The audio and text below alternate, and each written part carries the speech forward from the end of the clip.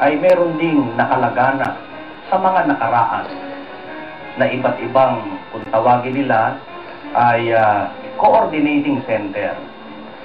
Subalit, ngayon, pagkaraan ng 2 taon ng matagumpay na pagsasahimpapawid ng ang tamang daan, yung kanilang samahan ay unti-unting naglalaho.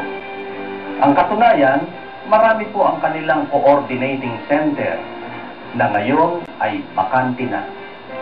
Ang iba ay ipinagbibili na. At ang iba naman ay inalis na ang kanilang pagsamba at tinipo na lamang sa isang dako.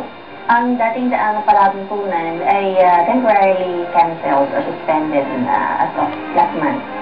Advisory po kasi ng accounting sa amin ay hindi po makabayad o hindi makabayad ang mga collectors namin, walang masingin. So, ang decision po ng higher management is since hindi na nagbabayad, kaya sa lumaki yung utang, temporary suspended siya. Dumarami po ang nanonood at hindi lamang ang mga kapatid dito po sa distrito ng Davao West, kundi marami na rin mga sumusubaybay ang mga hindi pa kaalib sa Iglesia ni Cristo, at kasama rito sa mga nanonood at sumusubaybay ay ang mga dating kaalib ng samahang ang dating daan, at ang karamihan sa kanila ay dumadalo sa mga isinasagawa nating mga pamamahayag, at ang iba ay patuloy na nakikinig sa mga pagdodoktrina at pagbibisyon, at meron na pong mga nabautismuhan sa Iglesia ni Cristo na dating kaalib ng samahang ang dating daan. Dito po sa Davao City, maging sa mahigit na 4,000. At kami po ay naniniwala ng mahigit na 4,000. At kami po ay naniniwala na hindi lamang ito sa aming distrito, kundi maging sa iba't ibang panig ng ating bansa.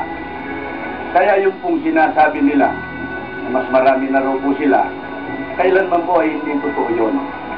Sapagkat ang katunayan po, batay sa mga tinatanggap namin mga ulat mula sa iba't ibang mga lokal dito lang sa aming distrito,